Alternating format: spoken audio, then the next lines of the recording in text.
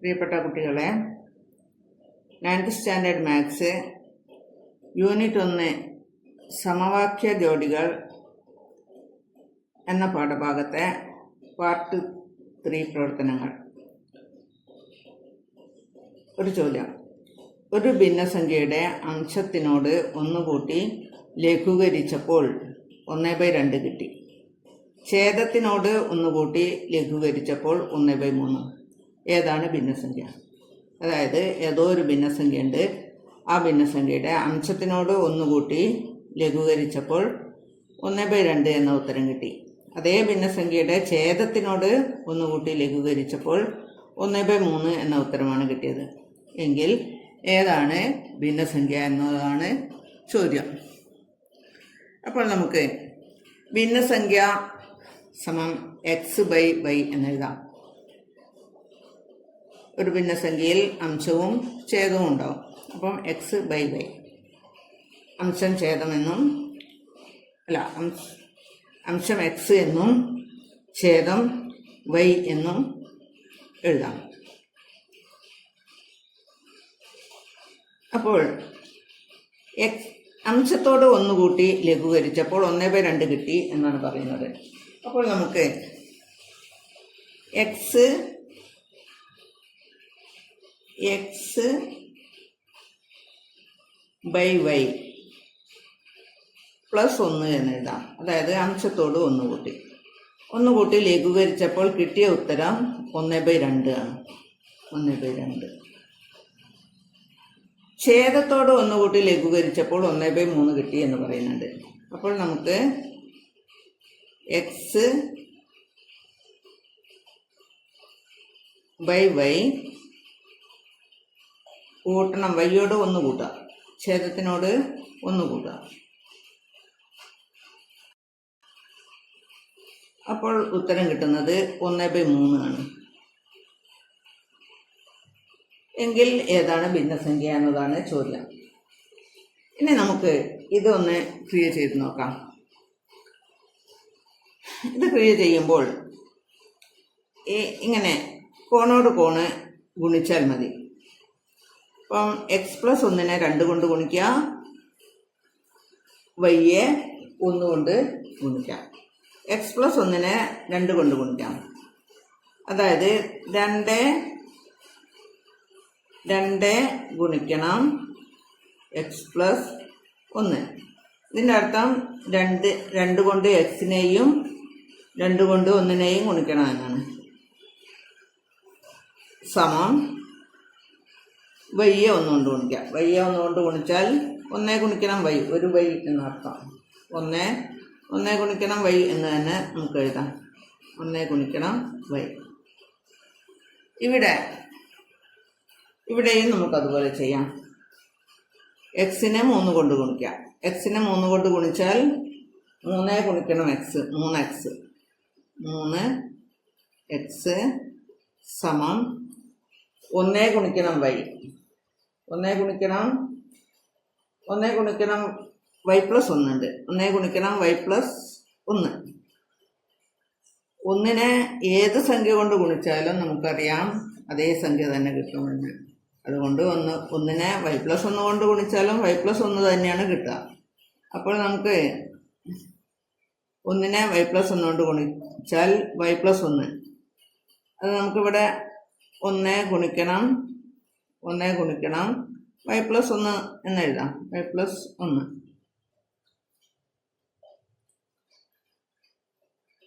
ഇവിടെ 2-നെ x കൊണ്ട് ഗുണിച്ചാൽ 2x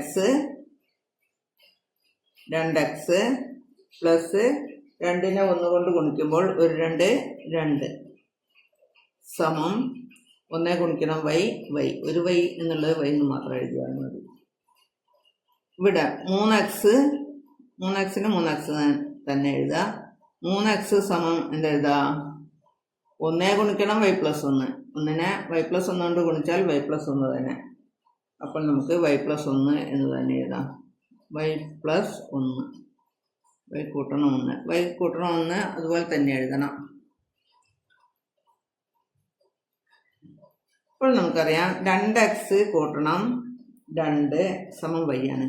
2x-നോട് 2 കൂട്ടിയാൽ y എന്ന് കിട്ടും. ഇവിടെ നമുക്കറിയാം 3x എന്ന് പറഞ്ഞാൽ വൈയിൽ നിന്ന് വൈയോട് 1 കൂട്ടുന്നതാണ്.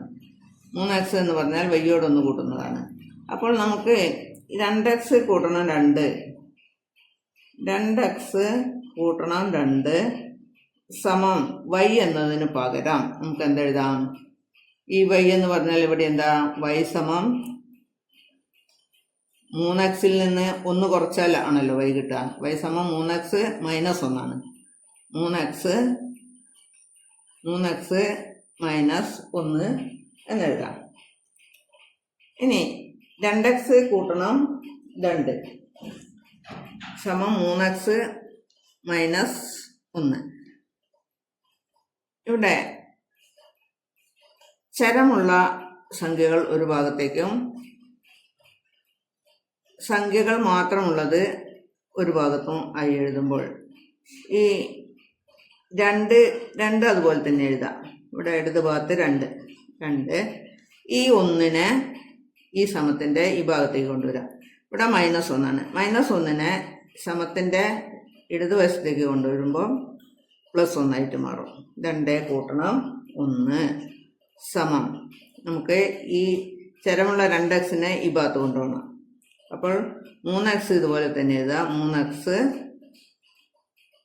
2x-നെ സമത്തിൻ്റെ വലതുവശം കൊണ്ടുവരുമ്പോൾ -2x. ഇവിടെ +2x ആണ്. ഒന്നും എഴുതാഞ്ഞാൽ പ്ലസ് എന്നാണ് അർത്ഥം. അപ്പോൾ ഇതിനെ ഈ +2x-നെ ഈ ഭാഗത്ത് കൊണ്ടുവരുമ്പോൾ -2x എന്ന് വരും. ഇനി 2 കൂട്ടണം 1 എത്രയാണ്? 3 സമം എന്തെഴുതാം?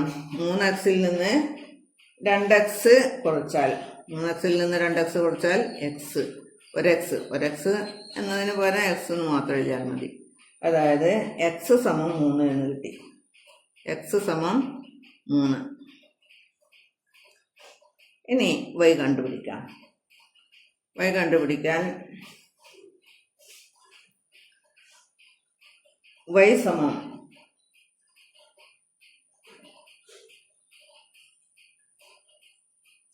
y സമം 2x കൂട്ടണം 2. 2x കൂട്ടണം 2. ഇവിടെ y എന്താണ്? 2x കൂട്ടണം 2 ആണ് y എന്ന് നമ്മൾ ആദ്യം എഴുതി വെച്ചിട്ടുണ്ട്. അപ്പോൾ അതിൽ x-ന്റെ വില ആരോപിച്ചാൽ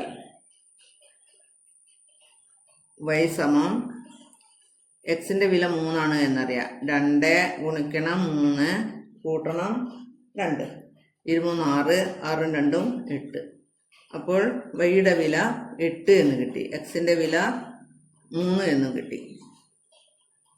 അപ്പോൾ നമുക്ക് ഭിന്നസംഖ്യ x/y ആണ് ഭിന്നസംഖ്യ. ഭിന്നസംഖ്യ ഏതായിരിക്കും? ഭിന്നസംഖ്യ സമം ഞാൻ ഇവിടെ എഴുതുന്നുണ്ട്. ഭിന്നസംഖ്യ സമം x 3 y സമം 8 3/8.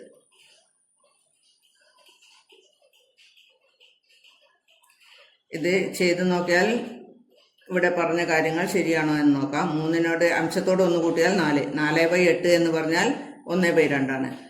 അതുപോലെ ഛേദത്തിനോട് 1 കൂട്ടിയാൽ 9.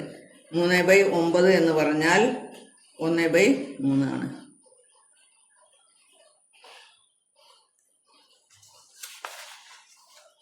അടുത്തത് പേജ് നമ്പർ 10-ലെ 1-ാമത്തെ കണക്ക് നോക്കാം.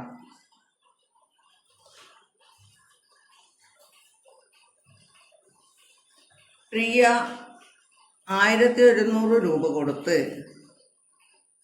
ബാഗും ചെരുപ്പും വാങ്ങി. ബാഗിന് ചെരുപ്പിനേക്കാൾ 300 രൂപ കൂടുതലാണ്. ചെരുപ്പിൻ്റെ വില എന്താണ്? ബാഗിൻ്റെയോ? ഇതാണ് ചോദ്യം. അപ്പോൾ 1100 രൂപ കൊടുത്തിട്ട് 2 സാധനങ്ങൾ വാങ്ങിയിട്ടുണ്ട്. ബാഗും വാങ്ങി, ചെരുപ്പും വാങ്ങി. ബാഗിന് ചെരുപ്പിനേക്കാൾ 300 രൂപ കൂടുതലാണ് എന്ന് പറഞ്ഞിട്ടുണ്ട്. ബാഗിനാണ് വില കൂടുതൽ. ബാഗിന് ചെരുപ്പിനേക്കാൾ 300 രൂപ കൂടുതലാണ്. അങ്ങനെയെങ്കിൽ ചെരുപ്പിൻ്റെ വില എത്ര? ബാഗിൻ്റെ വില എത്ര? അതാണ് ചോദ്യം. അപ്പോൾ നമുക്ക് ചെരുപ്പിൻ്റെ വില എക്സ് എന്ന് കൊടുക്കാം. ചെരുപ്പിൻ്റെ വില എക്സ്.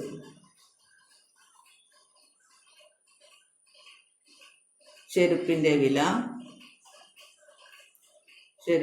വില സമം എക്സ് എന്ന് എഴുതാം. അപ്പോൾ ബാഗിൻ്റെ വില എത്രയായിരിക്കും?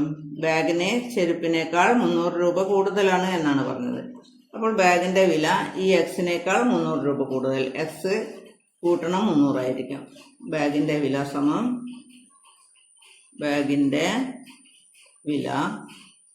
സമം എക്സിനേക്കാൾ 300 രൂപ കൂടുതൽ.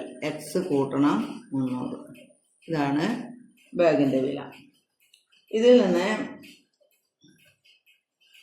ഇനി രണ്ടിനും കൂടെ വില, അതായത് ബാഗിനും ചെരുപ്പിനും കൂടെ 1100 രൂപയാണ് കൊടുത്തത്.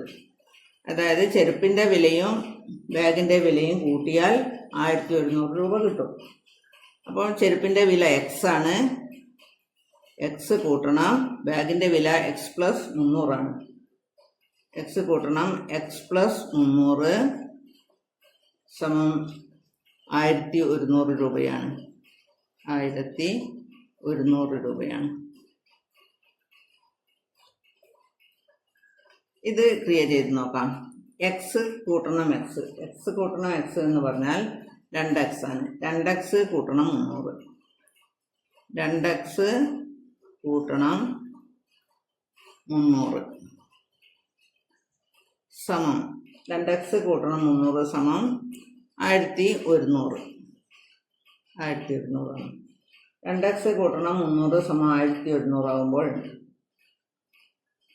അതിൽ നിന്ന് നമുക്ക് ഈ 2xന്റെ വില കണ്ടുപിടിക്കാം.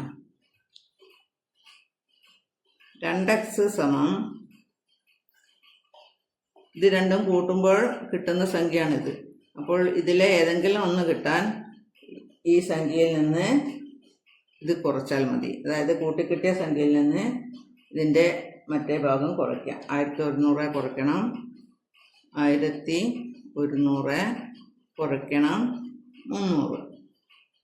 1100 300 കുറയ്ക്കണം. 1100 300 കുറച്ചാൽ എത്രയാണ്? 1100 നിന്ന് 300 കുറയ്ക്കണം. അപ്പോൾ 100 ആദ്യം കുറച്ചാൽ 1000, പിന്നെ 200 കുറയ്ക്കുക. 1000 നിന്ന് 200 കുറച്ചാൽ 800. അപ്പോൾ നമുക്ക് 800 എന്ന് കിട്ടും. 1100 നിന്ന് 300 കുറച്ചാൽ 800 ആണ്. അതായത് 2x ആണ് 800. അപ്പോൾ എക്സ് കണ്ടുപിടിക്കാം. എക്സ് സമം 800 ഹരിക്കണം 2. 2x സമം 800. എക്സ് സമം 800 800/2. 800/2 എന്ന് പറഞ്ഞാൽ 800ന്റെ പകുതി 400. 2 കൊണ്ട് ഹരിക്കുമ്പോൾ എപ്പോഴും പകുതിയാണ് കിട്ടുക. എക്സ് സമം 400 എന്ന് കിട്ടി. അപ്പോൾ അതായത് ചെരുപ്പിൻ്റെ വില 400 ആണ്. ചെരുപ്പിൻ്റെ വില 400 ആണ്. ബാഗിൻ്റെ വില എന്താ പറഞ്ഞത്? ബാഗിന് ചെരുപ്പിനേക്കാൾ 300 രൂപ കൂടുതലാണ് എന്ന് പറഞ്ഞിട്ടുണ്ട്. അപ്പോൾ ബാഗിൻ്റെ വില എത്രയാണ്? ബാഗിൻ്റെ വില സമം ചെരുപ്പിനേക്കാൾ 300 രൂപ കൂടുതൽ. അപ്പോൾ 400 കൂട്ടണം 300. 400 കൂട്ടണം 300 സമം 700.